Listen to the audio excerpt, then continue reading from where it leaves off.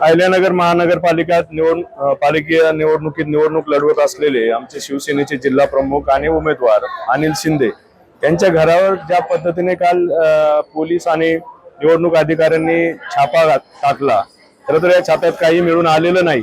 मात्र जो प्रशासकीय दबाव आणण्याचा जो प्रयत्न झाला त्या दडपशाहीमुळे अनिल शिंदेची प्रकृती खालावली, त्यांना हार्ट अटॅकचा झटका आला आणि इथे आनंद ऋषीमध्ये त्यांना काल ऍडमिट केलेलं होतं.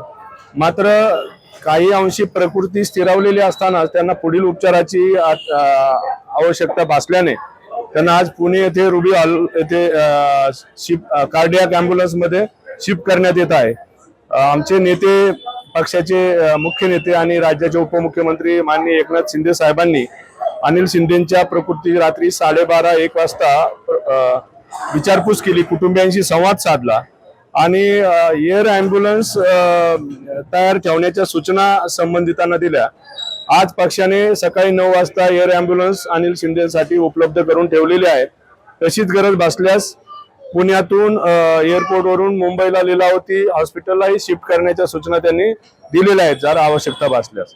हे एकंदरीत हा सगळा जे शहराची दडपशाही या निवडणुकीच्या माध्यमातून सुरू आहे आणि त्याच्यातून शिवसेना असेल, विरोधी पक्षाचे उमेदवार असतील, नागरिक असतील, यांच्यावर जे दहशत निर्माण करण्याचा प्रयत्न होतोय, याला सर्वसामान्य नगरकर, सुज्ञ नागरिक नक्कीच मतपेटीतून विरोध करतील अशी परिस्थिती निर्माण झालेली आहे. अनिल शिंदे हे आमचे फार जुने सहकारी आहेत. त्यांची तब्येतीची काळजी आम्हालाही आहे. साधारण 1 महिन्यापूर्वी संपूर्ण अहिल्यानगर शहराला माहिती आहे की अशाच प्रकारे त्यांना हृदयविकाराचा झटका आलेला आहे. त्यामध्ये त्यांना तिथून पुण्याला हलवण्यात आलेलं होतं. म्हणजे ही काही नवीन घटना घडली असं नाही. एक मुद्दा क्रमांक 2, मी गणरायाला प्रार्थना करतो की ते लवकरात लवकर बरे व्हावेत.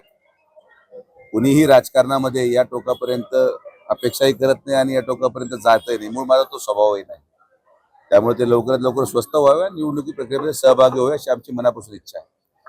अनिल शिंदे हे माझे फार जवळचे मित्र आहेत. त्यांना विकास निधी पण पालकमंत्री महोदयाने जवळपास 10 कोटी रुपये विकासाला निधी दिला हे त्यांनाही माहिती आहे. युती न झाल्यामुळे आम्ही या टोकापर्यंत जाऊ शकत नाही, किंबहुना अशा प्रकारचं कृत्य आम्ही करू शकत नाही.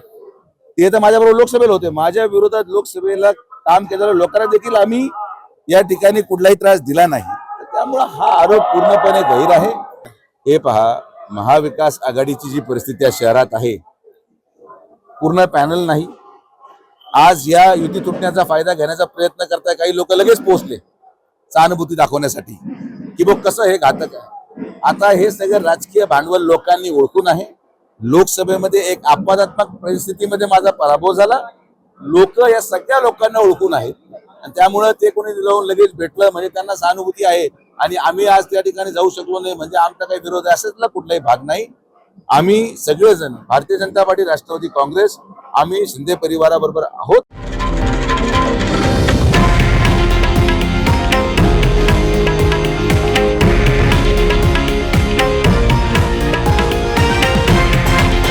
हे आहे देशातील नंबर 1 न्यूज नेटवर्क आणि आपण पाहत आहात TV9 मराठी, एकमेव.